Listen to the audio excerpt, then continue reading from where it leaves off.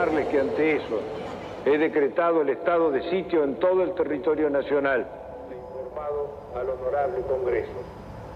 Nuestro país vive horas difíciles que muestran la culminación de un largo proceso de deterioro.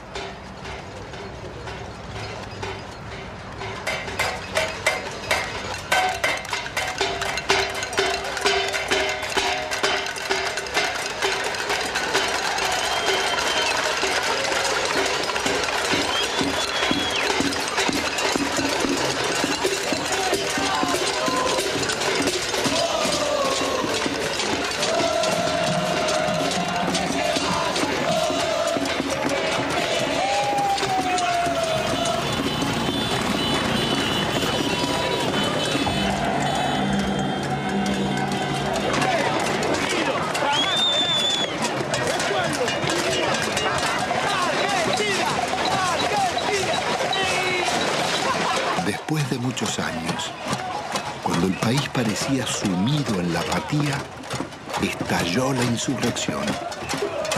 Era la patriada espontánea de los nadies, que haciendo sonar sus cacerolas, se derramaba por los barrios y ocupaba la ciudad de las instituciones y los bancos. Terminó de hablar y la gente se volcó espontáneamente. Acá no convocó nadie. Yo tengo 50 años, hace un mes y medio que no trabajo y laburé todos los días de mi vida, todos los días. Porque no quiero el estado de sitio, porque no quiero ser una súplica del Fondo Monetario Internacional.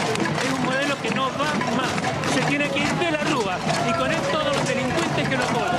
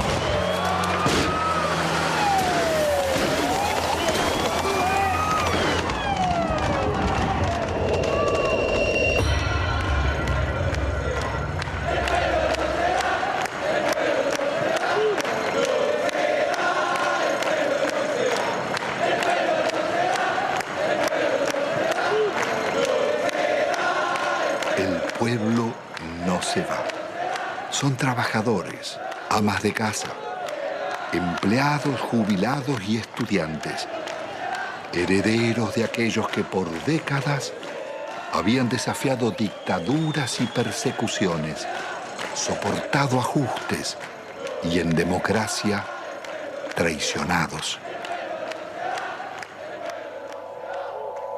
¿Qué había pasado en la Argentina? ¿Cómo era posible que en una tierra tan rica se sufriera tanta hambre? El país había sido devastado por un nuevo tipo de agresión, ejecutada en paz y democracia. Una violencia cotidiana y silenciosa dejaba más víctimas sociales, más emigrados y muertos que los del terrorismo de Estado y la guerra de Malvinas.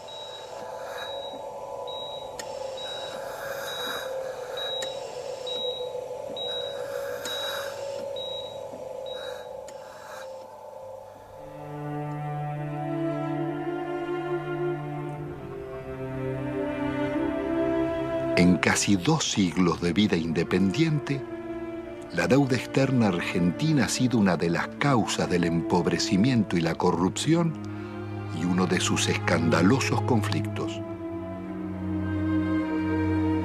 Desde el primer empréstito firmado por Rivadavia en 1824 con la banca inglesa Baring Brothers, la deuda serviría para fortalecer a sus socios argentinos, controlar finanzas y transferir recursos a las metrópolis.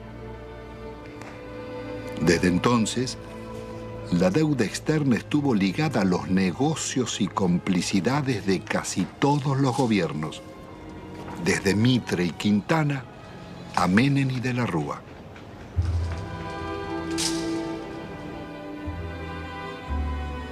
La política del endeudamiento fue gestando en la Argentina generaciones de tecnócratas y funcionarios más dispuestos a servir a bancos y corporaciones internacionales que a defender su país. Moldeados en Harvard o Chicago, Oxford o Buenos Aires, sus retratos decoran las galerías oficiales. Allí están colgados desde lobistas del siglo XIX, como Manuel García y Belaustegui, hasta los últimos directores de la banca pública, Pedro Pou, Macarrone y Colombo. Administradores de una deuda que había nacido en los años 70 con la dictadura militar. Hemos dado vuelta una hoja del intervencionismo estatizante y agobiante de la actividad. La deuda contemporánea se inicia en forma ilegítima con la dictadura militar. A pesar de que la justicia demostrara su origen fraudulento, la presión del establishment pudo más. Desde entonces, serviría para condicionar gobiernos y enajenar el patrimonio público. Es todo un símbolo que en el Salón de los Acuerdos luzca una estatuilla de Canning, regalada por el gobierno de Su Majestad en 1857, por el honorable reconocimiento de la deuda.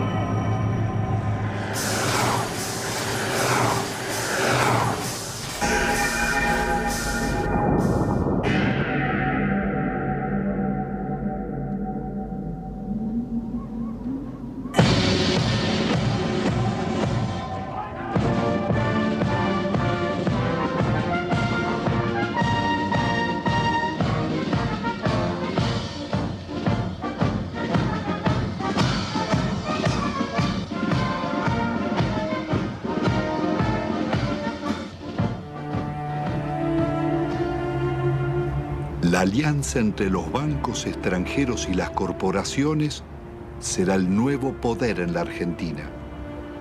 Después de 7 años de plan neoliberal, el gobierno de la dictadura deja un país hipotecado con una deuda externa de 45.000 millones de dólares. La mitad es deuda privada. Son 23.000 millones que dicen deber bancos extranjeros radicados en el país, como el Citibank, el First Boston, el Chase Manhattan, Bank of America, el Banco de Italia, Londres, Español, el Francés y el Deutsche, y también el Banco Río, el Quilmes, Galicia y otros.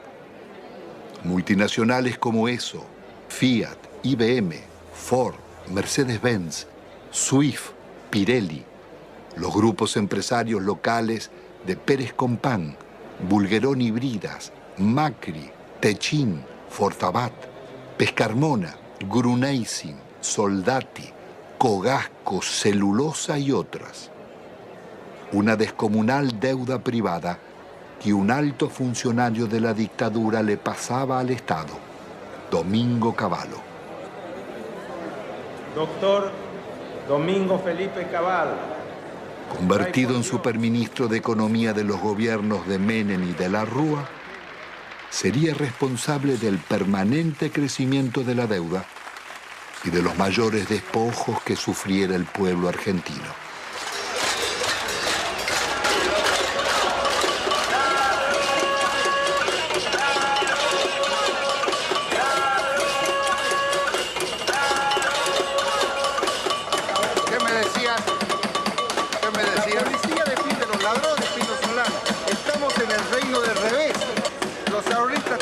Manifestarse pacíficamente en defensa de sus ahorros que han sido confiscados por el banco en complicidad con el gobierno nacional. El Estado debe salvaguardar los derechos de los ciudadanos, no debe robarlos.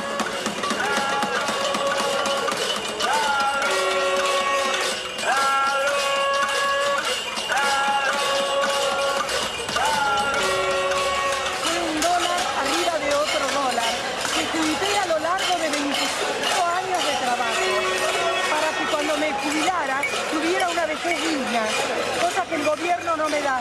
¿Por qué no nos tratan los bancos como tratan a sus ahorristas en el exterior? Y yo los puse en bancos privados, porque desconfiaba de los bancos nuestros, porque ya me agarraron en el 89. Pero evidentemente soy una estúpida. Entonces, ¿qué necesitan? ¿Una bomba? Yo no soy de poner bombas, pero al menos me desahogo con la cacerola. Esta cacerola le hizo puré a mis hijos para que cada vez que la vea sepa que si me roban porque ellos son unos sinvergüenzas, pero yo luché por mis derechos. Yo soy el decano de los canutistas de Avellaneda, 65 años vendiendo diario y todos mis ahorros están en el Citibank. ¿Por qué no me lo devuelven? El gerente me dijo que me lo iban a devolver. Mentira, mentira y mentira. Y todos mis ahorros del sacrificio de mi vida los tengo ahí. Hay una deuda externa en la que los bancos le deben a la Argentina. Es una deuda inversa, en cierto modo, porque las casas matrices tienen que hacerse cargo de los depósitos bancarios. Eso está en la jurisprudencia argentina desde 1971, en el famoso caso Swift-Deltec, en donde se resolvió que la casa matriz era responsable por las deudas de sus filiales. Y es una estafa que el Estado tenga que hacerse cargo de las deudas del sector privado. ¿Y el caso de nuestra deuda externa? La deuda está plagada de ilegitimidades.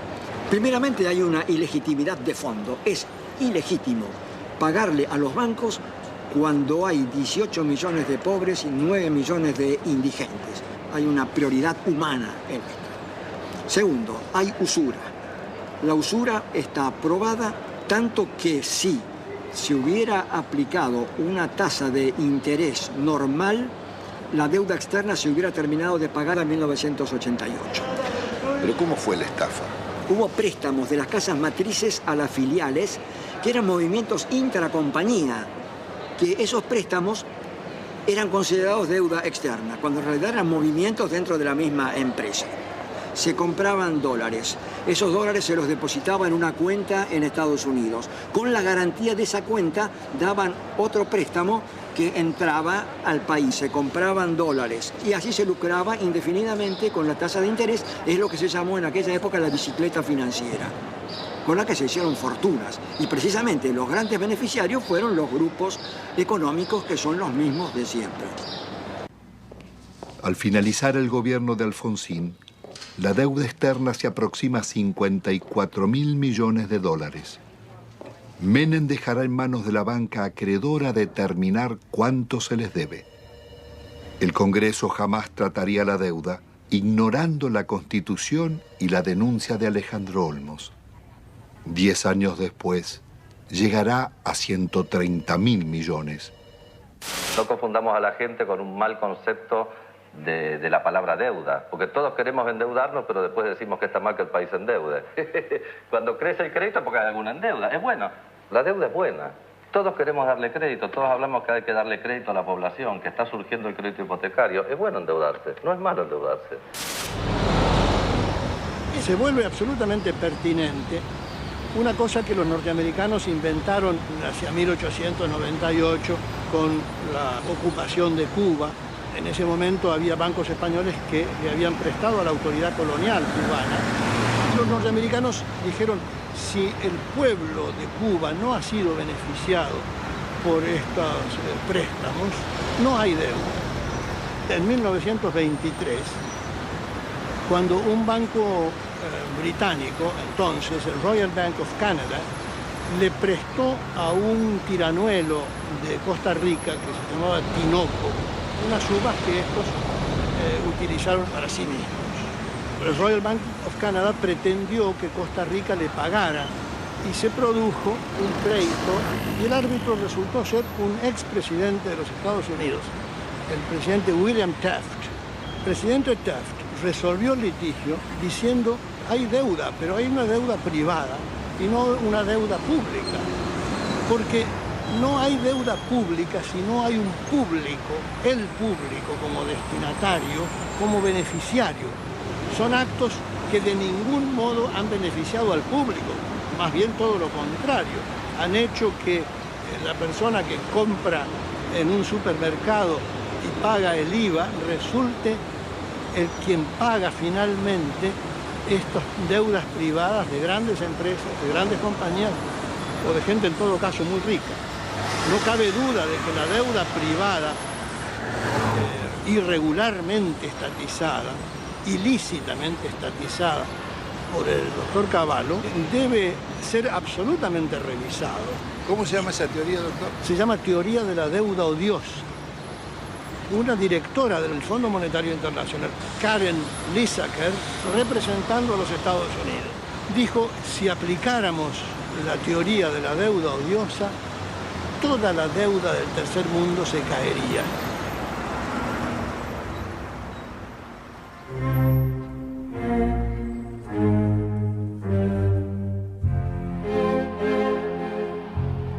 La democracia retorna de la mano del radical Raúl Alfonsín con un discurso socialdemócrata.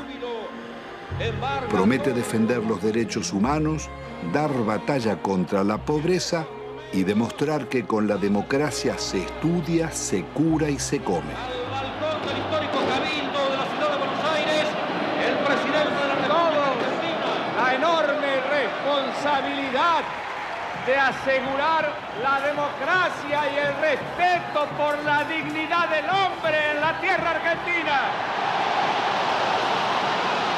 Hemos dicho que esto significa que el Estado no puede subordinarse a los grupos financieros internacionales, pero que tampoco puede subordinarse a los privilegiados locales. Pero el Estado está en quiebra y es preciso optar. El ministro Grinspoon propone denunciar la deuda externa y privilegiar el crecimiento. Alfonsín lo considera inviable y cede a la presión del poder. Y esto ha de lograrse a través de un ajuste que va a ser duro y que va a demandar esfuerzos de todos. Esto se llama, compatriotas, economía de guerra. que todos vayamos sacando las conclusiones. El drástico ajuste se llama Plan Austral. Una vez más, millonarios recursos públicos pasarán a los bancos y corporaciones. Alfonsín actúa con un doble discurso. Promete investigar la deuda, pero ordena al presidente del Banco Central legitimarla. Promueve el juicio a las juntas militares por los crímenes de la dictadura y 2 años después, las leyes de obediencia debida perdonarán los delitos cometidos bajo órdenes superiores. Es el logro de la insurrección de los oficiales carapintadas. La población sale de sus casas y desafía los tanques.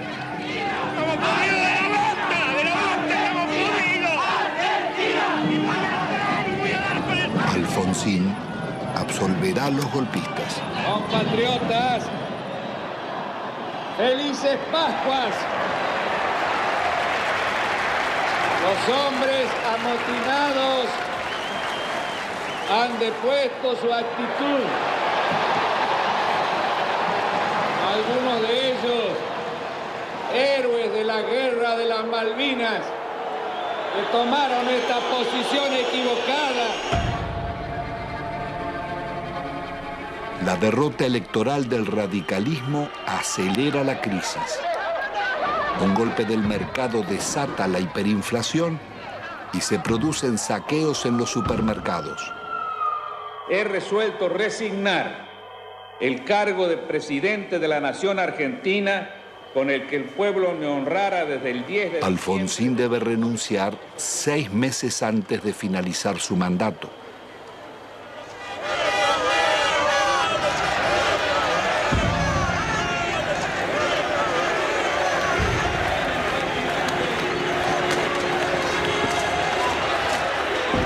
El justicialista Carlos Menem llega a la presidencia argentina después de haber gobernado varias veces la provincia de La Rioja, una de las más pobres del país. Su meteórico ascenso coincide con la caída del muro de Berlín y las ideas del consenso de Washington. De lenguaje franco y gesto de predicador, Menem promete revolución productiva y salariazo. Luce las patillas del viejo caudillo Facundo Quiroga, el tigre de los llanos.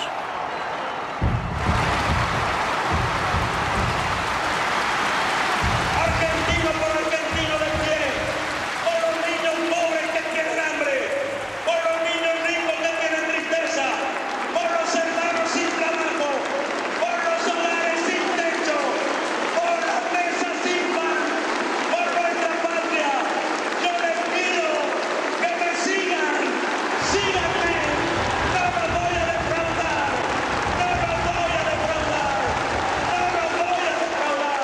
Ante la mirada de Dios y ante el testimonio de la historia, yo quiero proclamar: Argentina, levántate y anda. Hermanas y hermanos, con una sola voz para decirle al mundo: se levanta a la faz de la tierra una nueva y gloriosa nación. Son los tiempos del supuesto fin de la historia. El discurso único de la globalización y las democracias neoliberales en América Latina.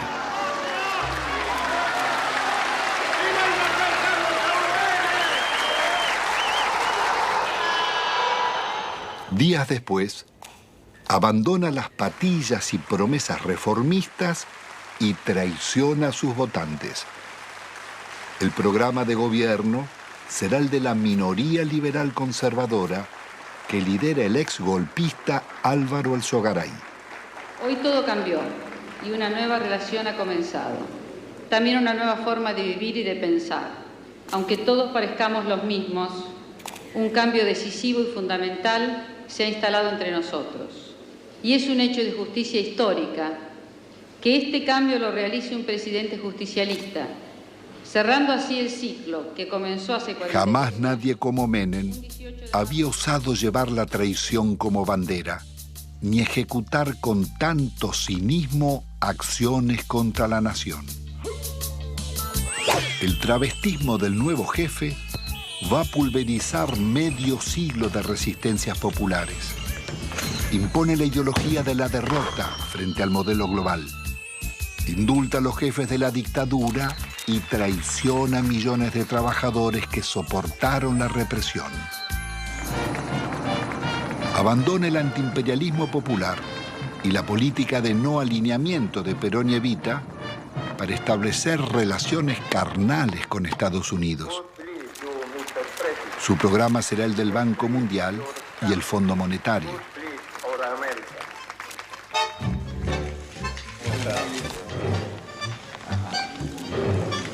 Pero la traición no fue solo la de Menem.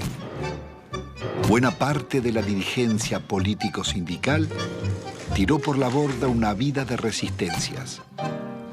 Muchos se sentaron en la mesa del arreglo y optaron por indemnizaciones. Otros se convirtieron en socios del millonario festín de las privatizaciones.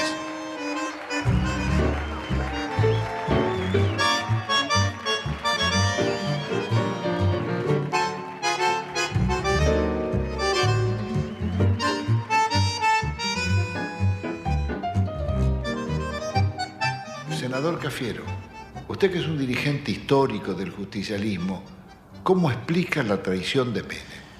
Bueno, eso sucede, y no sucede raramente, sucede con bastante frecuencia en la vida política de todas las naciones.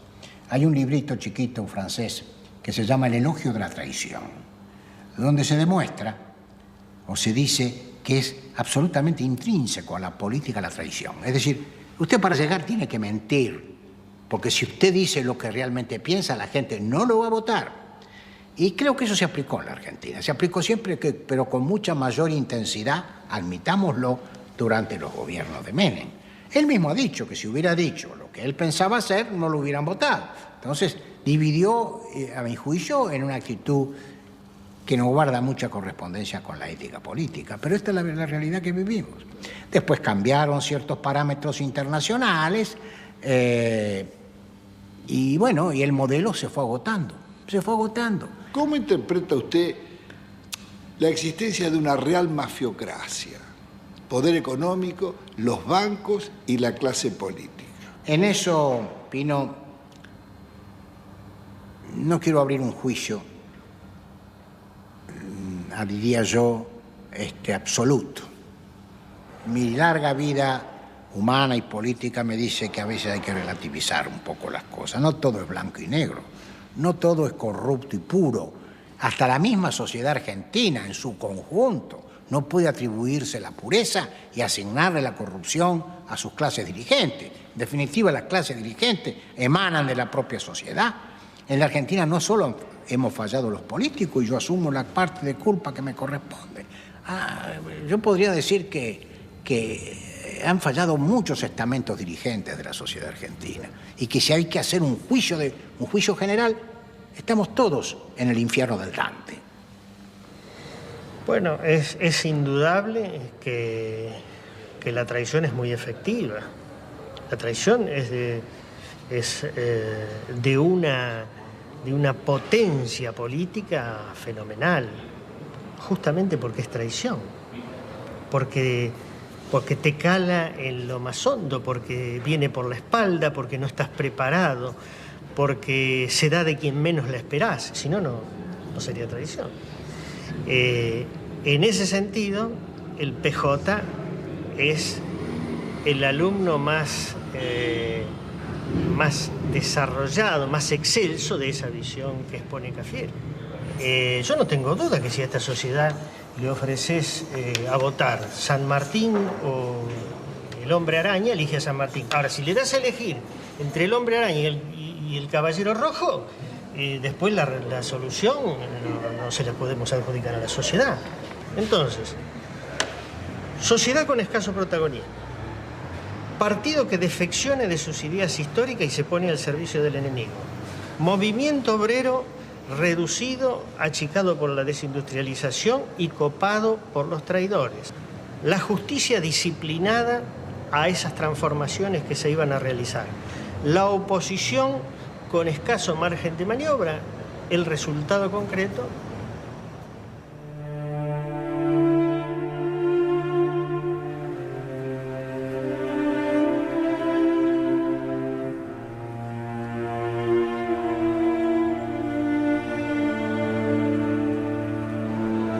El modelo neoliberal de Menem sería inseparable de la degradación republicana y la corrupción.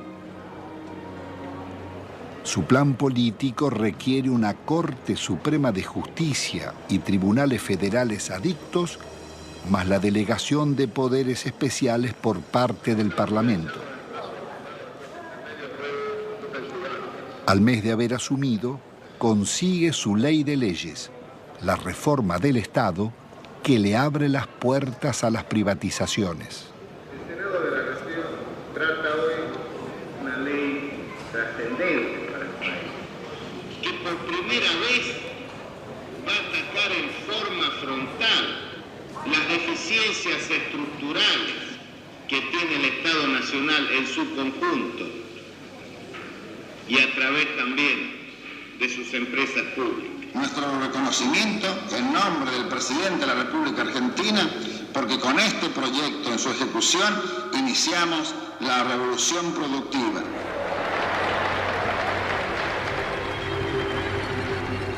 Fue un verdadero ataque a la democracia la forma en que este Parlamento trató las leyes en la era menemista. Le otorgó al Poder Ejecutivo facultades extraordinarias, poderes omnímodos, la suma del poder público. Y las delegaciones le posibilitaban al Poder Ejecutivo privatizar todas las empresas del Estado, sin inventario, sin balance, sin certificar si realmente la explotación de las empresas arrojaban ganancias o arrojaban pérdidas. Significó ni más ni menos que la votación, un verdadero apoyo al saqueo de los bienes del Estado. ¿Y quiénes la votaron? La votaron los justicialistas, la honorable complacencia radical, lo tengo muy presente, al Chacho Jarolaski ordenando a muchos de sus legisladores que se retiraran del recinto para que el justicialismo pudiera aprobar estas leyes. Pocas veces se van a dar tantos factores para que una minoría tome el poder sin tirar una bomba, como lo hicieron, sin disparar un solo tiro. Esto surge claramente en la participación de Álvaro Sogaray en el tema de la ley de reforma del Estado. El instrumento que le está dando el poder a Menem, un poder absoluto, dictatorial, un poder que no tenía Videla, que no tuvo Videla. Se lo estaba diciendo a todos al Sogaray. Le decía a los propios justicialistas que estaban participando de un capítulo extraordinario. Por primera vez iban a tener el poder, no importa si los votos sean del pueblo o votos peronistas, ese poder lo iban a tener los mismos que proscribieron, los mismos que fusilaron, los que masacraron. Eso es lo que estaba diciendo Álvaro Sogaray. ¿Hasta dónde? Es un límite. ¿Qué cosas eran capaces de hacer? Bueno, esto y más. Es más, siguieron haciéndolo. Porque acá hubo denuncias sobre la privatización de YPF. Hubo denuncias. El diputado Luis Adi dijo que en el Senado habían pagado una coima de $8 millones. Después se corrigió en la misma sesión. De los 130 diputados presentes, 114 votaron por la afirmativa. Bien por la negativa, una abstención. No podemos más que felicitarnos de estos diputados que han dado el quórum, que han hecho funcionar la Cámara, pero creo que hoy es un día de júbilo, hoy es un día de festejo para la Argentina, que desde hoy el petróleo pasa a ser de las provincias, YPF pasa a ser una empresa que cotiza en bolsa, que va a tener inversión privada, y el dinero que de esto surja es de los jubilados. Miles de millones de dólares pasan del patrimonio del Estado a los jubilados. Las bellas palabras escondían algunos de los actos más infames que el Parlamento haya cometido. Con sobornos y falsos diputados fueron votadas las privatizaciones de YPF y Gas del Estado, las dos mayores compañías argentinas. no solo el país perdía las empresas que más habían invertido en su industria, sino que los jubilados y trabajadores serían estafados. La oposición no bastó para impedirla. Diputados disidentes del justicialismo formarían el Grupo de los Ocho. Reformar el Estado no es privatizar. En un país en emergencia no se puede empezar despidiendo trabajadores. Otras voces opositoras al despojo de la petrolera fueron amenazadas o agredidas. En mayo del 91, por ratificar ante la justicia las denuncias contra Menem y el remate de YPF, fui víctima de un atentado con 6 tiros en las piernas. La corrupción de Menem es una locura, la privatización de YPF. Es un robo fenomenal lo que está. ¿Cómo no va a haber corrupción si surge de los hechos? Surge de las privatizaciones. ¿Cuáles son los estados patrimoniales de los hombres que votaron esto? Me refiero a los que conducían. Hay que verlos. Uno no ha visto acá pagar, abrir portafolios y pagar dólares. Uno no lo ha visto. Sin embargo, no está desmentido. De modo que cuando existen consultoras, cuando hay tanto dinero para ganar más dinero, cuando hay negocios mientras la sociedad está distraída, mientras existían los hombres que pregonaban las conveniencias de que las empresas del Estado pasaran, o nos olvidamos de Neusta. Y tenían alto rating. No solamente los políticos, En este cambio tenemos que incluirnos también los periodistas, los medios de comunicación. ¿Hasta cuándo vamos a aguantar tantas estupideces? Instrumentos extraordinarios como la televisión y la radio en manos de idiotas para generar pueblos idiotas. ¿Hasta cuándo? El Congreso de la década mafiosa, el que votó las leyes más vergonzosas y antinacionales, tuvo que sesionar rodeado de cordones policiales. Fueron tantos los atropellos contra el pueblo que todas las semanas se oyeron sus reclamos. Llegaban jubilados, maestros, empleados estatales, estudiantes, obreros y desocupados de todos los gremios.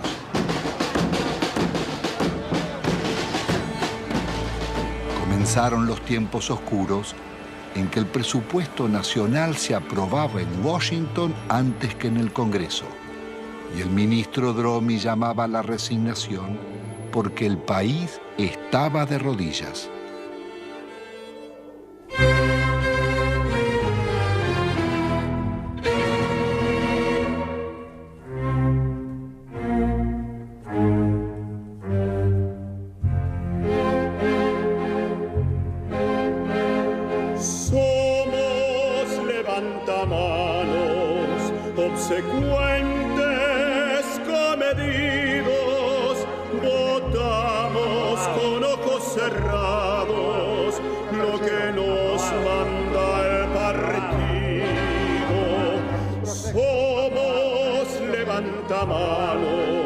Legislamos con olvido y al votante traicionamos a pesar de los silbidos.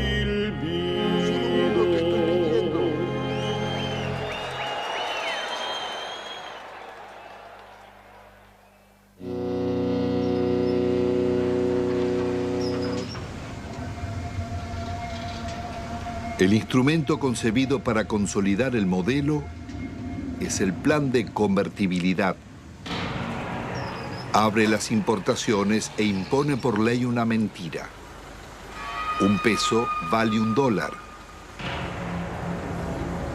Logra detener la inflación, pero deja indefensa la industria nacional. De producir el 95% de lo que consumíamos y exportar máquinas, tornos, trenes y electrodomésticos, pasamos a importar telas, carnes, lácteos, frutas o pastas.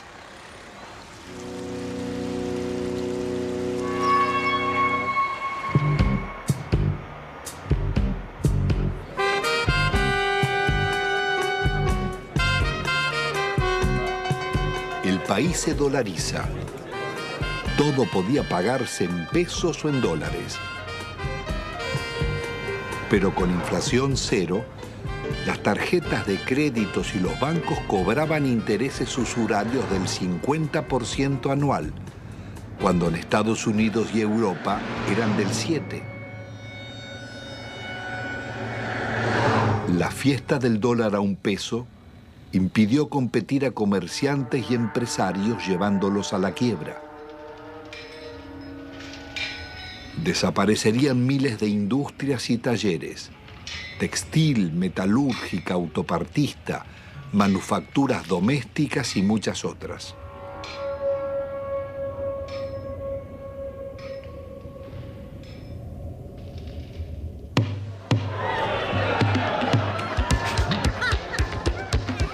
Fueron los años farandulescos de la exhibición de fortunas malavidas. Tenemos que tratar de no robar por lo menos 2 años. Es lícito la coima, es lícito apropiarse de lo ajeno. Si alguien tiene que meter la mano en la lata, la ponga despacito, chiquitito, que no se vea. La vida se privatiza y se amuralla. Nace el país de los custodios y los countries, el de los ricos y famosos. ¿Usted es peronista? Siempre fui, siempre fui. El pizza con champán.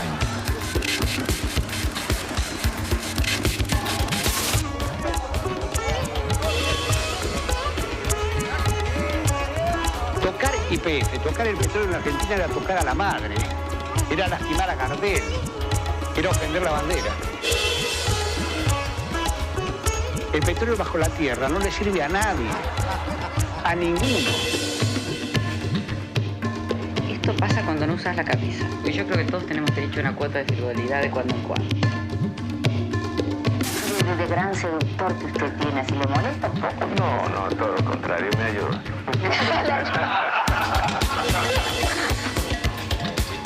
Perdón, mi amor, porque realmente hace calor acá, ¿eh? Qué guapo que es, cómo mejoran la estética los políticos, ¿eh?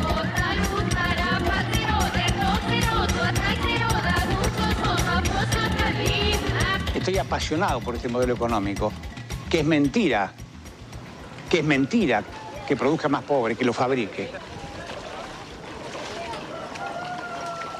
Hace muchos años que vivimos acá y siempre esperamos promesas de los políticos, que más o menos los que todos conocemos acá, los encargados de la zona, nunca, pero nunca hicieron nada por nosotros. Acá nosotros, los vecinos que han tomado la iniciativa de cortar la ruta, por lo menos los encargados tomen conciencia de la realidad que nosotros vivimos.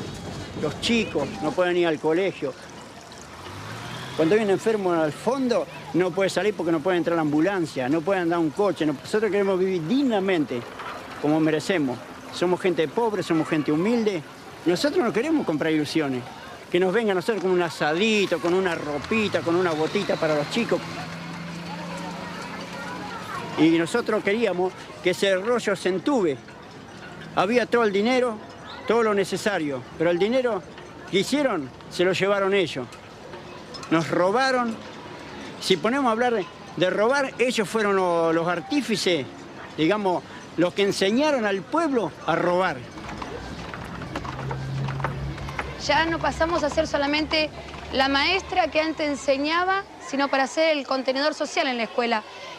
La mamá que te viene a pedir si tenés un par de zapatillas que te sobre de tus nenes, de enfrentar a la misma comunidad cuando tenemos el problema de la inundación. Somos centro de evacuación, pero albergamos a nuestros propios alumnos porque la tormenta le voló las chapas, porque no tienen dónde dormir. El chico está pendiente de lo que está pasando en la casa o pendiente de que terminan de repartir la leche y es el primero ir a la cocina para llevarse los sándwiches que quedan. No lográs captar un minuto su atención porque está pensando en otra cosa. Y a veces se te desmayan. O sea, se te desmayan y le preguntás, bueno, ¿qué comiste anoche? O ¿qué tomaste esta mañana? Y una sopita, te dicen, un té. Y se te desmayan, es muy frecuente. Nosotros ya estamos acostumbrados. Pero te da bronca, te da bronca. El plan de convertibilidad integraba un proyecto de dominación funcional al pago de una deuda externa que era incobrable. En 1992, el ministro Cavallo negocia con el secretario del Tesoro americano Nicolás Brady canjear la deuda por el patrimonio público que se ofrecía a precio de remate. Las empresas estatales podían comprarse con bonos del Estado que cotizaban al 15% de su valor nominal, pero se los reconocían al 100%. El acuerdo le haría perder al país más de 30.000 millones de dólares.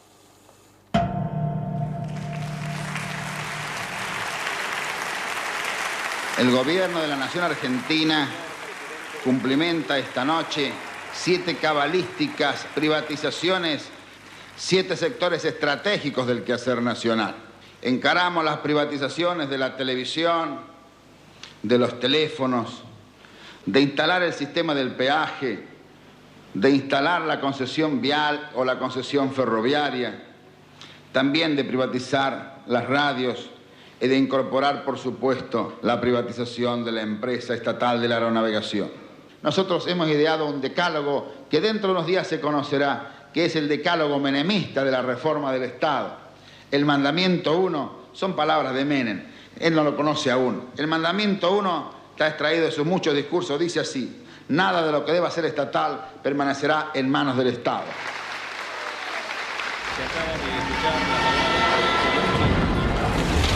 Nada quedó en pie. No importaba qué eran ni cuánto valían, ni cómo o por qué debían venderse.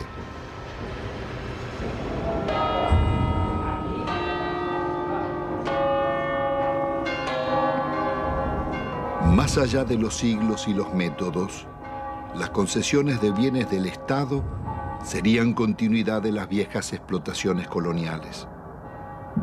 Antes fue el oro y la plata de Potosí. Hoy las ganancias del petróleo, el agua o las comunicaciones. Las compañías extranjeras hicieron en nuestro país lo que no les hubieran permitido hacer en los suyos. En términos de incumplimiento de las obras de inversión, se le perdonaba. Si no lo hacían o si no se aumentaban las tarifas, como se hizo en la Panamericana, para que el usuario le financie la inversión. No se les exigió capital propio. A mayor riesgo, mayor ganancia. En la Argentina, a nulo riesgo empresario, ganancias descomunales. Duplicó o triplicó en dólares la tarifa. Apenas 26, o sea, el 13% de ese total, se llevaron casi el 60% de estas utilidades. Telecom en la Argentina, una utilidad media en todo el periodo del 15%, Telefónica del 16%. Las 10 operadoras internacionales más importantes del mundo, entre las cuales están Telefónica y Telecom, rentabilidad promedio 5,4. Estas mismas empresas que acá son tan rentables son públicas en sus países de origen. Las empresas argentinas se vendieron sin deudas.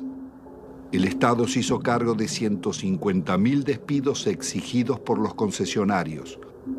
Las principales inversiones vinieron de España y Francia. Entel se vendió por la quinta parte de su valor a Telefónica y Telecom. La endeudaron por 6.000 millones de dólares. Aerolíneas Argentinas daba beneficios y tenía 37 aviones. Fueron hipotecados por Iberia para comprarla. Aerolíneas terminó vaciada. La empresa de agua fue tomada por un consorcio europeo liderado por las compañías Suez y Vivendi. La endeudaron en 8 veces su capital.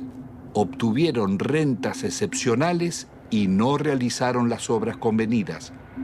800.000 personas quedaron sin agua potable y 1 millón sin cloacas.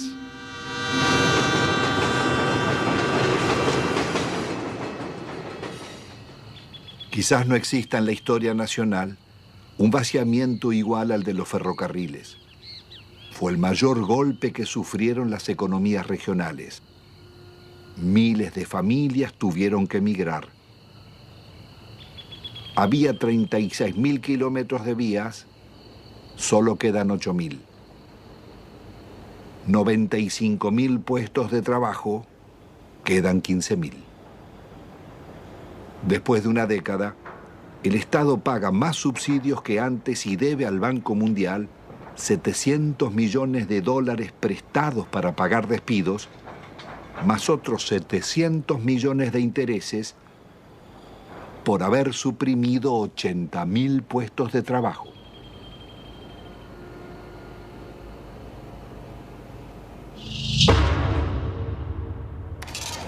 Cuando se hicieron las privatizaciones, no había subsidio para nadie, al contrario, el argumento para privatizar ferrocarriles fue el déficit.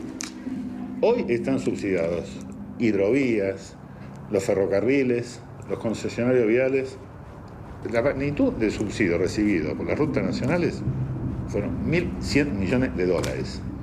Y dejaron de pagar 980 millones de dólares de canon. O sea, se robaron 2.000 millones de dólares. Deben pagar un canon por el uso económico de un bien público nuestro como sociedad. Ninguno pagó el canon. ¿Quién no pagó?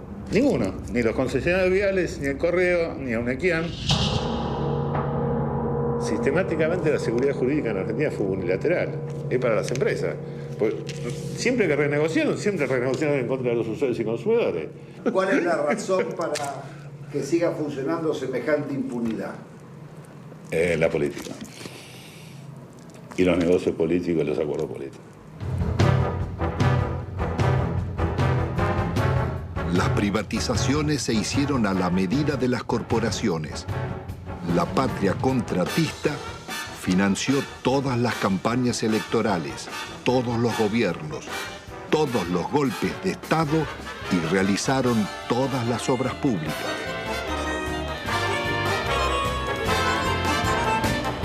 Ningún otro sector gozó de tantos privilegios, mercados cautivos, subsidios millonarios, ventajas impositivas, sobreprecios, condonación de multas e incumplimientos, prórroga de concesiones y especificación de deudas en dólares.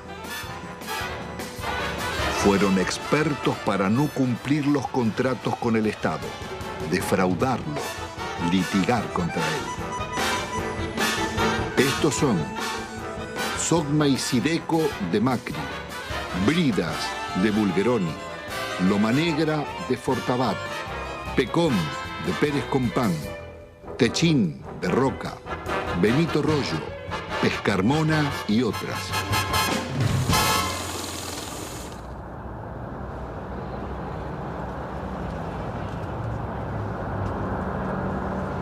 La desocupación estalló como una epidemia contagiando la sociedad entera. Cientos de colas de desocupados se multiplicaron por todo el país. El desempleo pasaría del 11 a más del 20% y otro tanto de subempleo. ¿Cuál es la situación de los trabajadores? Han perdido buena parte de su salario, han perdido protección social, han perdido casi todo el derecho al despido, han perdido casi la protección contra los accidentes y las enfermedades. Más de la mitad de los trabajadores están en negro teniendo en cuenta estas condiciones. Se ha llegado prácticamente a la desprotección más absoluta propia de los países más atrasados de la Tierra. Hay terror a resistir, hay terror al despido, hay terror a que mañana no tenga ninguna posibilidad de tener algo. Por eso se admite la rebaja salarial, por eso se admite el empeoramiento de las condiciones de trabajo, por eso se admite trabajar en condiciones de insalubridad. Se admite todo porque hoy perder el trabajo significa la nada, significa engrosar el ejército de mendigos, el ejército de aquellos que están fuera del sistema. Es terrible porque la situación lleva a depresiones. En el país latinoamericano que tuvo los más avanzados derechos sociales, decenas de miles de necesitados acuden a la iglesia de San Cayetano, patrono del trabajo, pidiendo ayuda. Gracias al Señor nuestro Dios. Es justo y...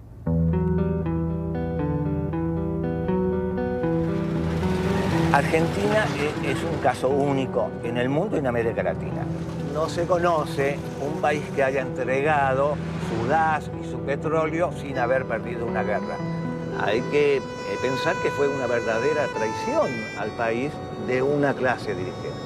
México, Brasil y Venezuela no privatizaron en absoluto su petróleo. Félix, ¿por qué fue una salvajada la venta de YPF? Fue una salvajada por el papel que tenía YPF dentro del país y en el concierto de las petroleras del mundo.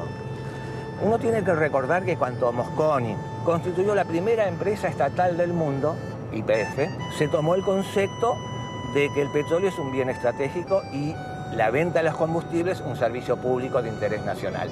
Cuando subía el precio internacional, YPF mantenía bajos precios en función de sus costos y no del precio internacional. Yacimientos Petrolíferos Fiscales fue creada en 1923 bajo la dirección del general Mosconi. En 1907 se había descubierto crudo en la Patagonia.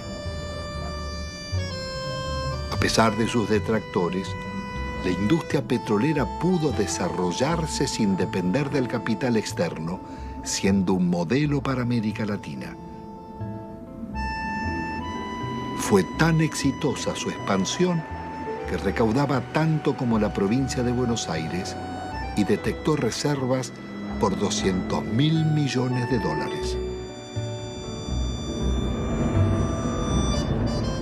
Fue una salvajada por la cantidad de ilícitos que cometieron para privatizarla. Si se aplicara la ley de hidrocarburos, la mayor parte de las concesiones caen. Argentina podría reconstruir rápidamente una petrolera estatal si aplicaran hoy con decisión política la ley de hidrocarburos. Las áreas estratégicas donde más habíamos invertido las concedieron por 25 años por lo que esos pozos producían en 9 meses. El remate fue tan grosero que Menem mismo se llevó las acciones a Nueva York para venderlas. A 19 pesos una acción que costaba 38 y 350 millones de acciones por 19 pesos, tenés la estafa del país. Fue tan grande la estafa que se contrató a la empresa McKinley para que rebajara las reservas argentinas y al año siguiente se subieran al mismo nivel que se tenía anteriormente. Vendieron un área con una reserva, supongamos, 100, y la reserva del área tenía una reserva de 140. El monopolio de las 4 empresas nos ha castigado con las tarifas más caras del mundo y paga regalías de las más bajas del mundo. ¿Pero y quién controla los pozos? Sacan lo que quieren. Sí, y hacen simple declaración jurada. ¿Cómo? Por simple declaración jurada nos dicen, nos informan a los argentinos lo que extrajeron. El valor de las reservas y de lo que está bajo tierra y el valor de las instalaciones se lo regalaron. No hubo que montar nada. Estaba el área con los muchachos adentro, con los equipos adentro, y estaban los caminos donde se colocaba el petróleo iba a tal caño, iba a tal otro caño. Toda la que está era la excelente infraestructura que habían tenido las empresas del Estado, especialmente YPF. Si acá no se construyó nada porque las empresas del Estado, tan castigadas, trabajaban con un horizonte de un planeamiento para los próximos 20 años, cosa que se olvidó. Están disfrutando de eso. Si están viviendo del crédito que le dejaron las empresas del Estado en cuanto significa bienes de infraestructura, petroleros y gasíferos. Esta es la realidad de la Argentina. Tampoco se comprendería el desarrollo industrial argentino ni la Patagonia sin la acción de YPF. Había desarrollado gasoductos, acerías, caminos y usinas e hizo nacer decenas de ciudades promoviendo el progreso social de sus poblaciones. Ahí estaban, entre otras, Comodoro Rivadavia, Caleta Olivia, Cutralcó y Plaza Huíncul, que fuera el primer campamento petrolero de la provincia de Neuquén. Bueno, todo esto que está desolado, que está tapiado, que está abandonado prácticamente, era lo que era Campamento 1 y este sector era la administración, el corazón de YPF. Y esto a partir de la privatización, la gente se comienza a ir porque tiene que buscar otros medios de vida. Por eso se producen los abandonos de los hogares, digamos. Se busca otros horizontes. ¿Se ganaba bien? No, si los sueldos eran, no teníamos ningún problema. No había problema de salario acá, de necesidades. Nunca nos faltaba un peso a nosotros. Lo que pasó fue un crimen, un asesinato. Esto es impensable. Nadie podía imaginarse que podría suceder una cosa de esta. Las privatizaciones, acá por lo menos en la zona, se hicieron prácticamente sin inventario. Acá había un montón de elementos que había dejado YPF que desaparecieron. Grandes motores, por ejemplo, vehículos de rezago, material nuevo, trépanos, herramientas, ropa. Había muchísimas cosas que no estaban inventariadas y nadie sabe dónde fueron a parar.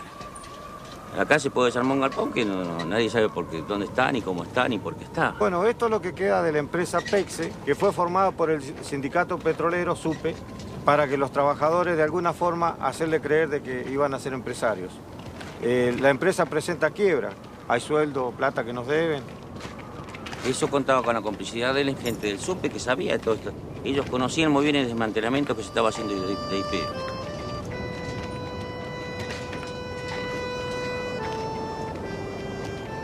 Si la gente agarraba 40, 50 mil dólares y aunque lo echaran de la empresa y le hacían por ahí hacer un curso de repostero, de computadora, de cualquier cosa, durante un año donde le estaban pagando. Entonces la gente por ahí aceptó la privatización y aceptó el despido, sin pelear. Porque claro, tenía la plata en el bolsillo. Lo que pasa es que esa plata después se la fue gastando. Se compraron vehículos, se ampliaron casas, se pusieron kioscos, negocios. Muchos desocupados. Muchísimos desocupados. Nosotros podemos hablar de 5.000, 7.000 desocupados o más. No hay censo. No hay censo serio que nos diga hay tantos desocupados. Pero sabemos que son miles los desocupados. Sabemos que somos miles los que estamos subocupados y que vivimos a medias. Pero los desocupados no solo fueron los de YPF. A ellos se sumaron otros miles de las industrias y comercios que cerraban. Años después, en el invierno del 96, Utralcó protagonizaría una pueblada. Nos estamos cagando de hambre nosotros. Le damos el gas, le damos el petróleo, le damos la electricidad y nos pagan así. Agotados sus reclamos por trabajo, miles de desocupados se instalaron en la carretera nacional durante días y noches, soportando 10 grados bajo cero y resistiendo las cargas de la gendarmería.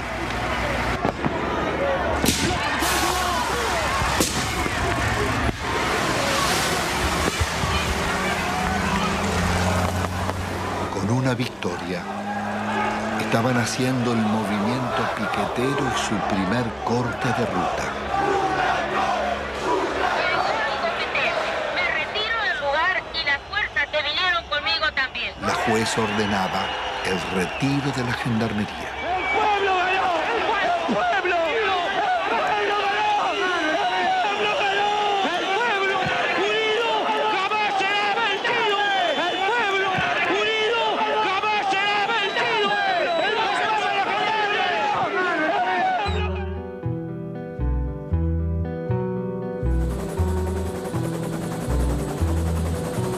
La del Estado era un orgullo de todos los argentinos y era una de las 2 o 3 empresas que en el mundo eran tomadas como modelo.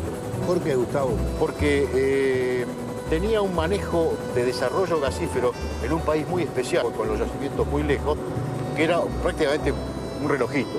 Entonces la copiaban los europeos y la copiaban incluso alguna empresa norteamericana. Y además porque en 50 años de trabajo había incorporado 5 millones de argentinos a disfrutar del gas natural. Y en 90 años anteriores que estaban las compañías británicas, solamente había 300.000 argentinos con un gas importado muy caro. Petrobras había tasado a gas del Estado en 25.000 millones de dólares. Nosotros, con la tasación de consultores internacionales, la vendimos en 2.500 millones de dólares. 10 veces menos. 10 veces menos. 10 veces menos. La acción depredadora de Repsol en la región fue tan grande que la comunidad mapuche llevó sus denuncias a los organismos internacionales.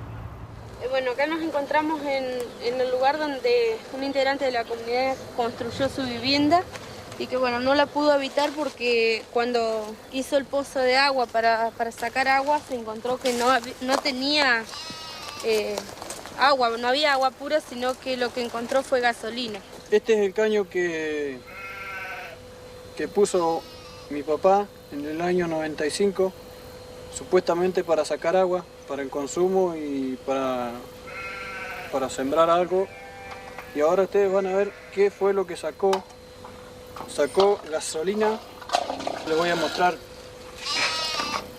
que es totalmente pura. Estamos a 7 años de la descontaminación que supuestamente debió hacer Repsol acá, y lo que sacamos no es agua, justamente. Es casi nafta súper.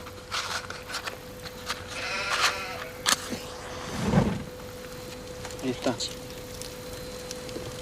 Esto no solamente acaba en 55 hectáreas, sino está toda la napa contaminada del agua. De acá hacia abajo, donde da el curso de la napa, el agua se va hacia abajo.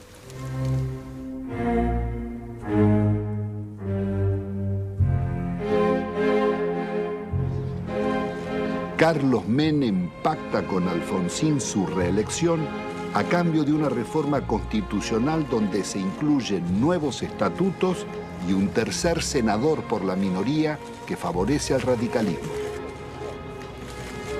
El Pacto de Olivos o Pacto del Bipartidismo se realiza sin consulta ni debate, de espaldas a la ciudadanía para garantizar la continuidad del modelo. La reforma viene a legitimar a Menem, que ha promulgado más de 300 decretos leyes, 10 veces más que en toda la historia nacional. Vaciados los partidos de propuestas de cambio y participación, poco quedó en el radicalismo y el justicialismo de sus causas fundantes. Se fueron transformando en organizaciones para el reparto de cargos públicos. Una corporación de profesionales que no reconoce ideologías y atraviesa transversalmente casi todos los partidos, sin otra lealtad que a sus privilegios.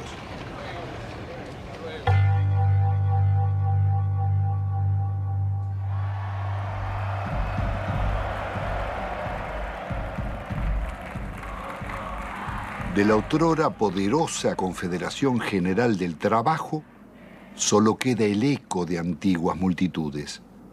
Su asociación fervorosa con Menem terminaría vaciando los gremios de trabajadores.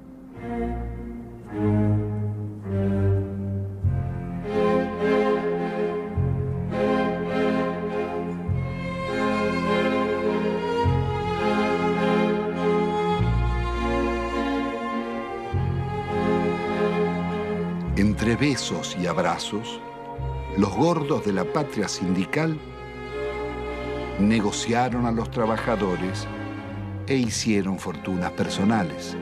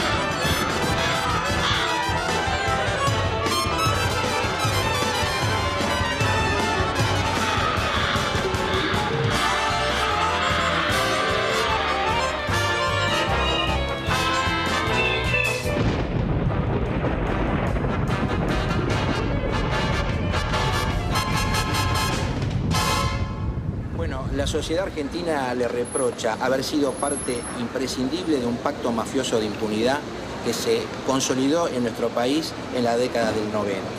Se le reprocha haber admitido, haber legitimado el remate de las empresas públicas al mejor postor y de una forma realmente a precio vil. Se le reprocha el despojo de los derechos de los jubilados, el despojo de los derechos de los trabajadores, haber justamente brindado impunidad a los políticos que han delinquido en la función pública. En las últimas décadas, ninguno de los altos funcionarios que delinquieron contra el Estado fue condenado.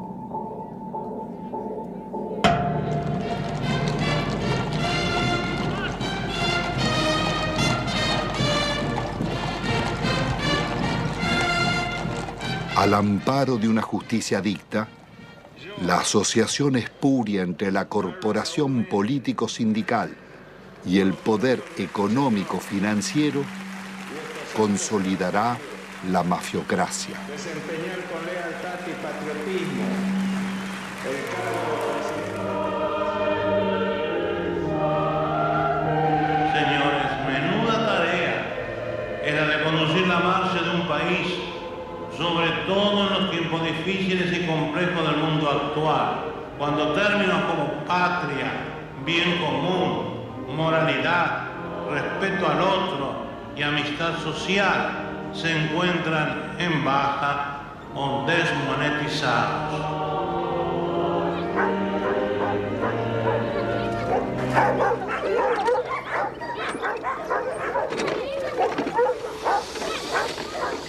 ¿Qué va a comer? Tengo 7 chicos, no tengo trabajo, no tengo no tengo ni mercadería, nada, no tengo colchón, no tengo colcha. En la indigencia total estamos aquí. No se puede estar acá.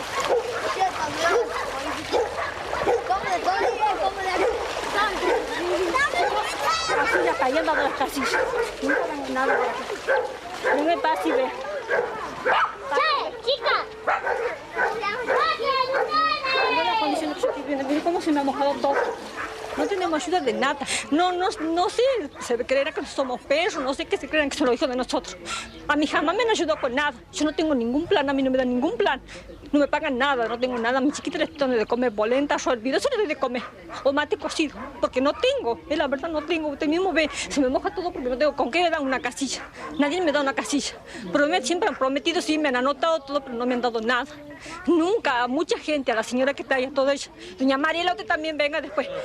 Tengo una cosa, no sé, mi hermana a mí me dice, andate al médico, todo, porque está muy mal, está flaca, todo. Pero sabe que yo, es una cosa que yo ya no aguanto más, porque la situación como está, que no hay trabajo, y que yo no tenga que darle de comer a mi hijo, a mí me duele un montón.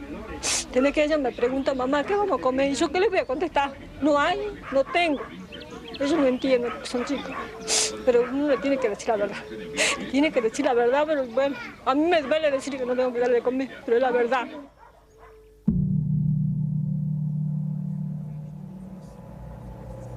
La mafiocracia une empresarios con políticos y magistrados, traficantes con funcionarios, sindicalistas y comunicadores. Fueron tan hondas las complicidades como hipócrita su accionar. Sí, yo presidí la comisión de lavado de dinero que mostró de qué manera todo el dinero negro proveniente de narcotráfico, corrupción y evasión era sacado de Argentina. Iba por empresas máscaras, básicamente constituidas en Uruguay, por eso el sistema uruguayo era de alguna manera el brazo ejecutor de la salida, de ahí una banca de corresponsalía en Estados Unidos o en Suiza. Sí, nosotros investigamos al Citibank, investigamos al Credit Suisse, al Dresdner Bank, al JP Morgan. Es decir, ellos tenían en Argentina el centro de sus operaciones sucias, a través del Citibank, el Banco República y el Federal Bank de Moneta. Llegó a manejar el 60% de los medios de comunicación social de la Argentina. Además, de los medios de comunicación, por ejemplo, canales por cable, Telefe, Azul Televisión, Radio Continental, Editorial Atlántida, torneos de competencias y distintos canales por cable del interior, Cablevisión, además de ser el controlante del paquete accionario de Telefónica de Argentina. Así que no solamente eran los medios de comunicación, sino las telecomunicaciones en Argentina. Obviamente con una fuerte llegada al poder político y sobre todo a la Suprema Corte. Recordemos el famoso fallo de la Suprema Corte para habilitar el rebalanceo de tarifas telefónicas que benefició a Telecom y a Telefónica de la competencia internacional. Y que sospechosamente en esta investigación que realizamos en Estados Unidos, uno de los miembros de la Corte, el primo hermano del abogado de Moneta, terminó con un depósito de $800.000 hecho en el Citibank de Nueva York. ¿En cuánto se calcula el vaciamiento o el giro por las comisiones de las privatizaciones? Entre 5.000 y 10.000 millones de dólares. ¿Y quiénes son los responsables? Hay 3 personajes centrales, Cavallo, Menem y Cohen.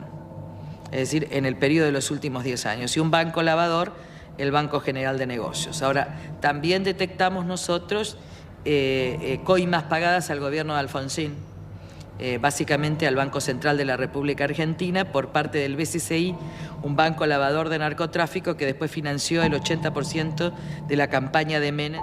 Queda clara la complicidad entre la clase política, el narcotráfico y finalmente la política también de exacción. El saqueo de fondos públicos a través de retornos y sobreprecios fue norma en las contrataciones del Estado. Se calcula que más de un 20% de la inversión pública se diluyó en comisiones.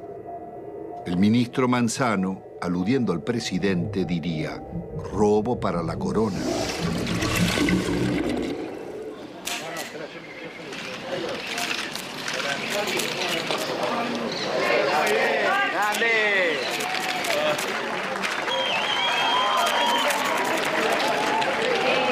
Presidente, ahí, presidente.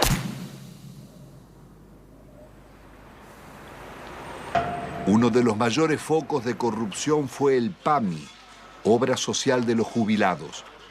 La oscura trama delictiva de contrataciones con empresas pertenecientes a funcionarios sobrevivió varios gobiernos.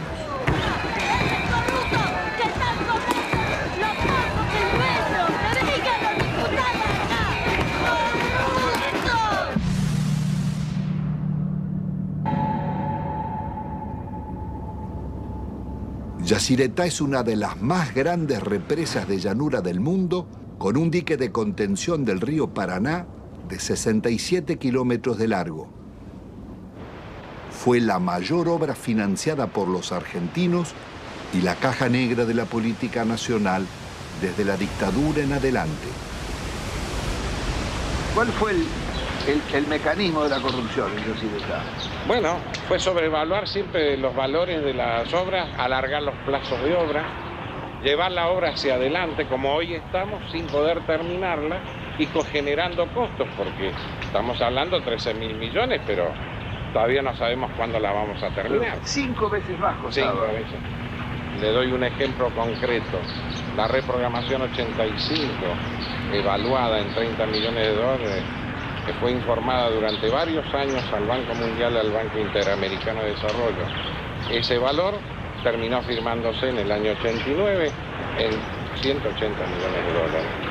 Muchos lo firmaron, algunos no la firmamos y así quedamos fuera del trabajo de Yacyretá en la consulta. ¿Entre esos usted? Entre ellos. ¿Y quién estaba era un frente a la señor Carretoni. Fue el que manejó toda la campaña de Alfonsín en su momento y de Angelos en el otro. Convencional constituyente también convencional en el 94. Constituyente en el 94. El señor Carretoni, que era el dueño de la consultora libre del Grupo Argentino. Suegro del director general de la constructora. ¿De quién? Repítemelo. El señor Carretoni, suegro del ingeniero Rizzo. Es decir, que el jefe de la consultora que debía controlar costos, terminación, calidad técnica de las obras, era el suegro del constructor. Exactamente, eso.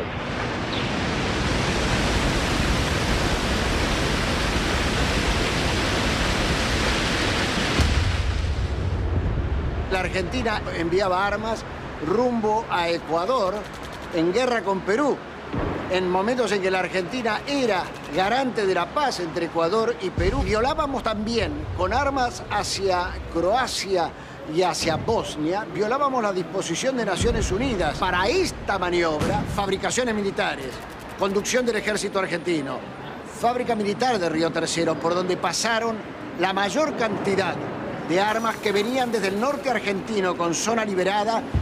¿Qué se hizo? Se voló la fábrica militar de Río Tercero con 7 muertos argentinos.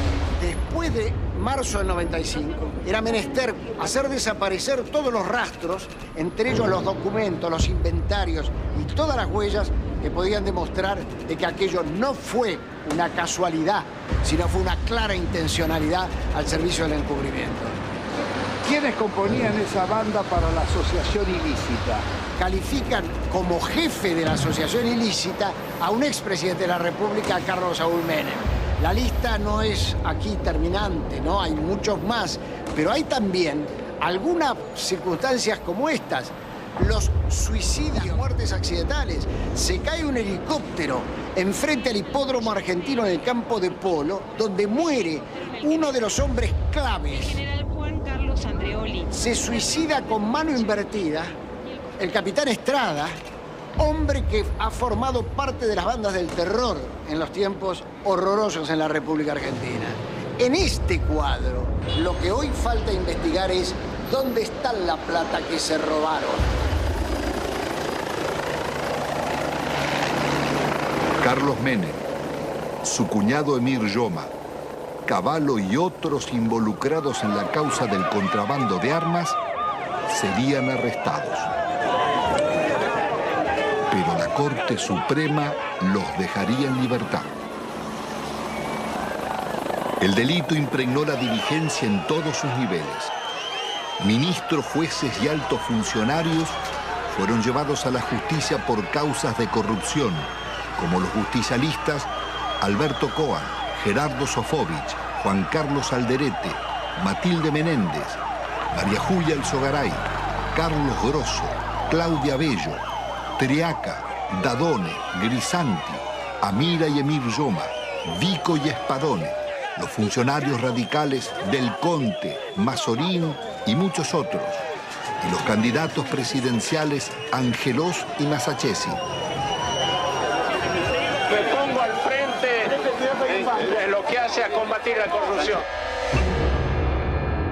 Las anteriores amenazas se referían a una causa por exportaciones de oro, donde se generaron aparentemente créditos fiscales ficticios.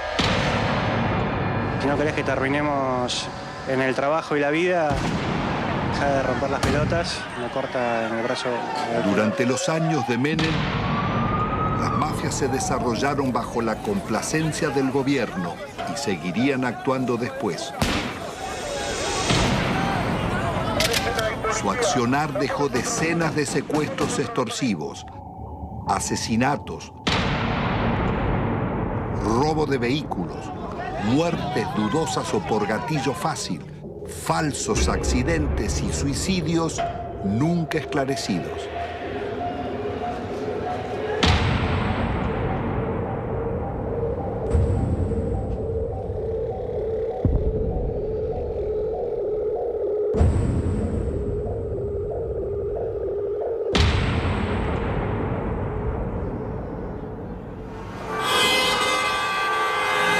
En la Argentina de los grupos mafiosos, la campaña mediática de la Alianza promete trabajo y lucha contra la corrupción, respetando el modelo económico y la deuda externa.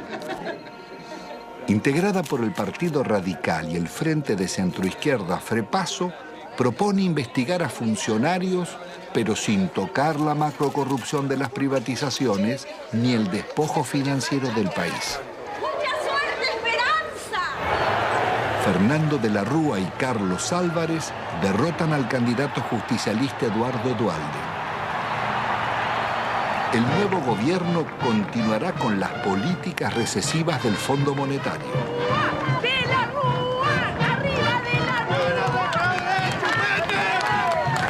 Rúa! Una vez más, el mandato de la ciudadanía será traicionado. Rebaja de salarios públicos y aumento de impuestos.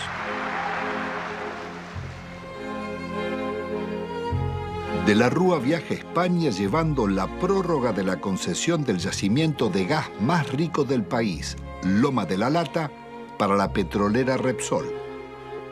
Una riqueza de 50.000 millones de dólares que es entregada, violando la ley, por solo 300 millones. El gobierno soborna al Senado para votar la ley de flexibilización laboral. El vicepresidente Álvarez no cuestiona la ley, sino el soborno, y pide investigar. Presento mi renuncia indeclinable al cargo de vicepresidente de la Nación, para no perjudicar al presidente ni alterar la vida institucional. Álvarez abandona a sus votantes y promueve el regreso de Cavallo. Ungido superministro, renegocia la deuda externa. La operación llamada Megacanje es otra gran estafa que le costará al país 55.000 millones de dólares. El milagro argentino terminó en una catástrofe social. Los planes de Cavallo liquidaron a la clase media, hicieron más ricos a los ricos y más pobres a los pobres. El 60% de la renta quedaba en manos del 10% más rico.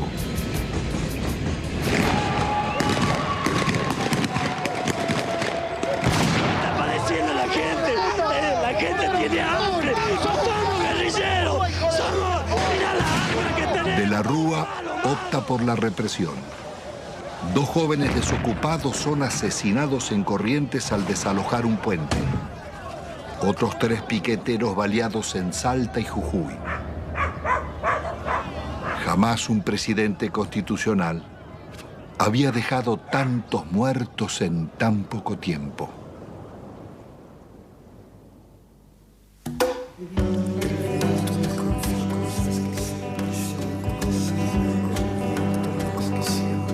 El viento me confió cosas que siempre llevo conmigo. Me dijo que recordaba un barrilete y 3 niños. Que el sauce estaba muy débil, que en realidad él no quiso. Que fue uno de esos días que todo es un estropicio. Iba cargado de culpa y seguía confesando. En su lomo de distancia no cabalgaba ni un pájaro. Era un fantasma ese viento, un alma en pena penando, y en ese telar de angustias tejió sus babas el diablo. Aquí se pudo prever con exactitud qué iba a pasar luego de cada ajuste económico que existía en el país. Los famosos ajustes, estos desde la época de Alfonsín, de Menem y demás, cada ajuste significaba la irrupción en el hospital de una cantidad enorme de desnutridos, de niños desnutridos y de sus familias. Entonces era como decirse uno a otro, mira, esperemos, todos 3 meses hay que preparar cama. Venía una cantidad impresionante de chicos desnutridos. Hasta que nos hartamos y en el año 82 salimos a la calle e hicimos un gran movimiento que salió en todos los diarios y que interesó a todo el país. Pero la política siguió, la política del ajuste.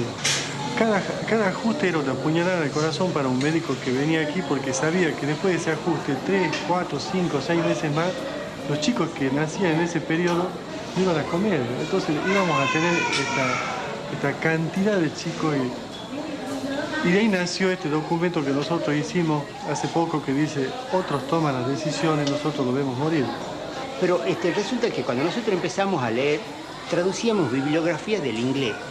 Entonces nosotros veíamos cómo se solucionaba, cómo le arreglábamos los líquidos, cómo le arreglábamos las sales, cómo le arreglábamos las proteínas. Y después ya, viendo que cada vez era más y que nos sobrepasaba, empezamos a leer otras cosas. Hasta llegamos a leer un libro argentino, Juan P. Garrahan, no sé si le suena. Dice, la desnutrición no es una enfermedad socioeconómica y cultural que se soluciona poniendo a trabajar a todos los factores de la nación. Nos dice que le vamos a dar alimento, que le vamos a todos los factores de la nación. Y ahí explotó todo, ahí ya nos dimos cuenta. ¿Qué hacemos nosotros con el desnutrido mandándolo a la casa? ¿Qué hace la nación? Claro, le damos un enfoque cientificista. Claro. Pero este último año fue una explosión atómica. Nosotros teníamos 18% de chicos desnutridos en el hospital, pasó a prácticamente el 80% de chicos desnutridos en el hospital.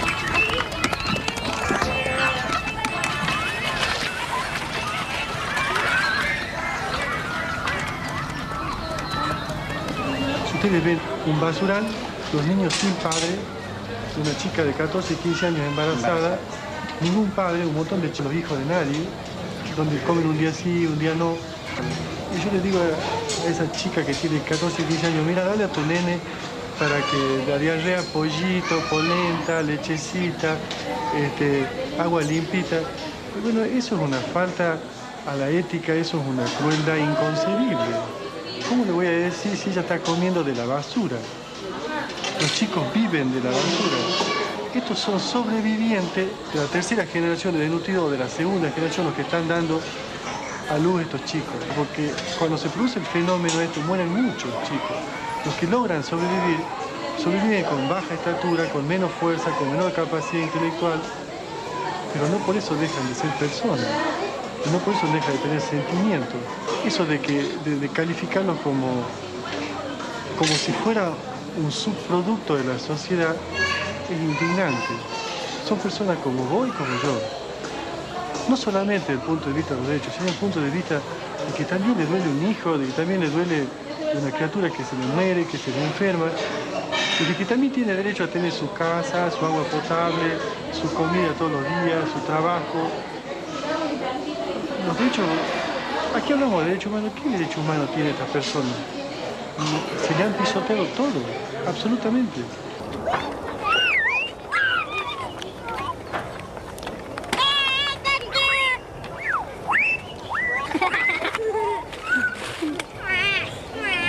La idea que yo percibo es de que algún sector de la sociedad se está queriendo deshacer de estas personas. Molestan a ese sector de la sociedad. ¿Y cuál es ese sector de la sociedad? Están identificados, el que se llevó todo. 90% de indigentes, 10% que lo tienen todo. No sé qué modelo, esto no es un modelo, esto es una cosa que yo tengo 54 años y es siempre lo mismo.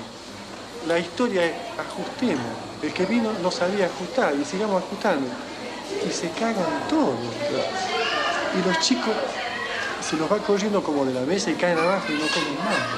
Lo que no se quiere ver del país, que es la gente que nace, vive y muere sin documentos, sin estar registrada, la otra Argentina, la oculta, con los que están incluidos y los excluidos. Porque con los excluidos ya no nos interesa ni rescatarlo, que no se reproduzcan, ponerle el glue, esterilizarlo, sacarlo de circulación. Todavía nadie se animó a decir no mostrarlo.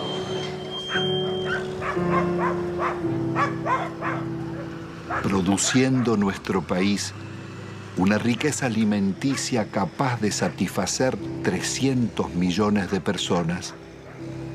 Los niveles de pobreza que denunciaba la película La Hora de los Hornos en los años 60 serían apenas el anuncio del genocidio neoliberal de los 90. De enfermedades curables o desnutrición, mueren cada día en Argentina 55 niños, 35 jóvenes y adultos, 10 mayores. Un promedio de 35.000 personas por año.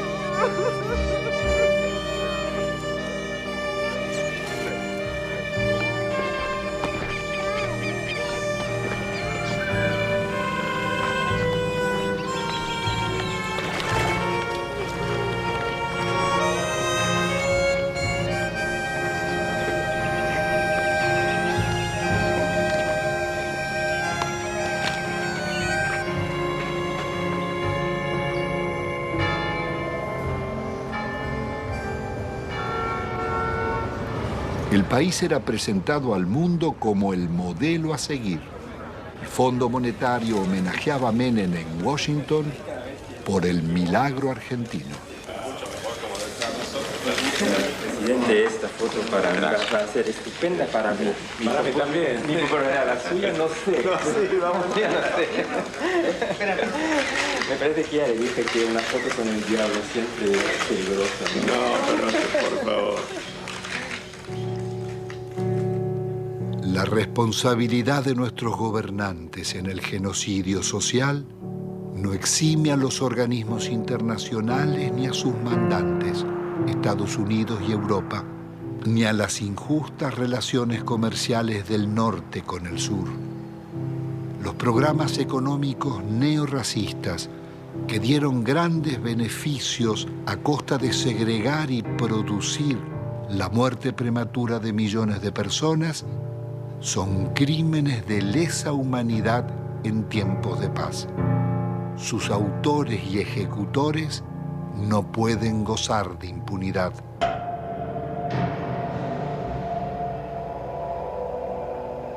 Después de un cuarto de siglo, el balance económico es devastador. La deuda estatal y privada pasó de 7.800 a cerca de 170.000 millones de dólares, pero se ha pagado en concepto de servicios casi otro tanto y 150.000 millones se han fugado al exterior. Argentina ha perdido otros 150.000 millones por los subsidios agrícolas en Europa y Estados Unidos. Desde 1999, el crecimiento será cero y el país marcha hacia la devaluación y la cesación de pagos.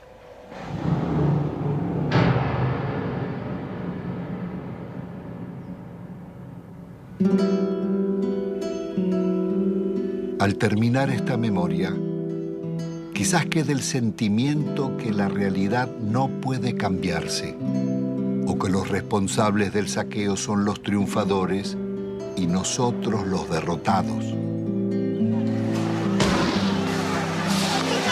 Pero la realidad fue distinta.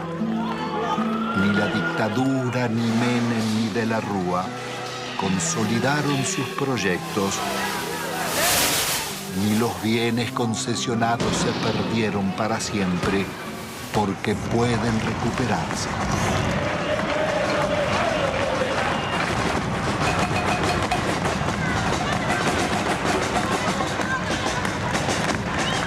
El modelo neoliberal terminó en una hecatombe.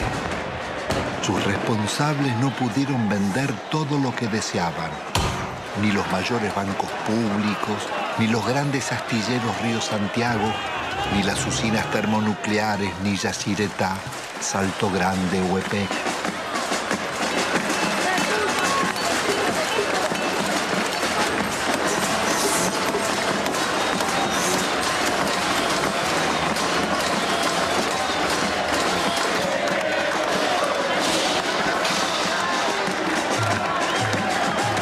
Menem y de la Rúa tampoco pudieron imponer la salida represiva, ni acallar las marchas del silencio ante los crímenes mafiosos y el gatillo fácil, ni frenar la permanente acción de las madres, abuelas e hijos de desaparecidos.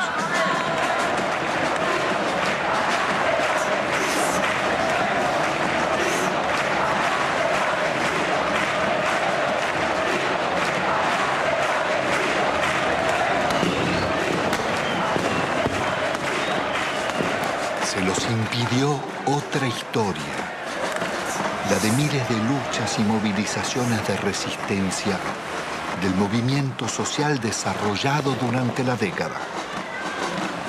Organizaciones territoriales, piqueteros, comedores y asambleas barriales, ocupaciones de tierras y asentamientos, la Gran Marcha Federal y cientos de otras marchas y paros nacionales.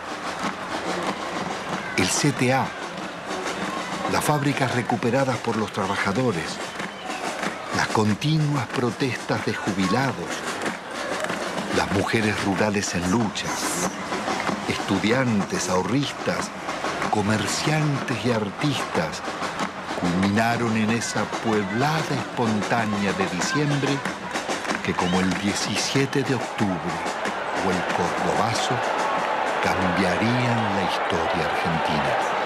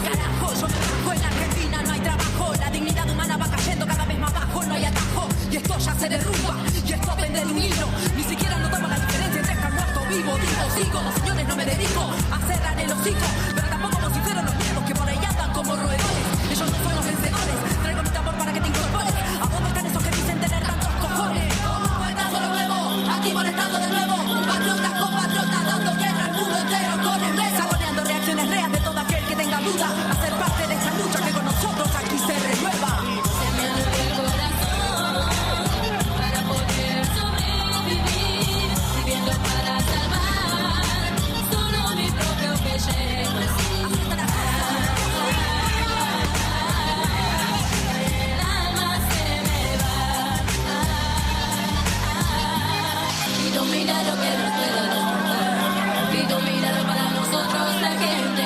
Yo digo que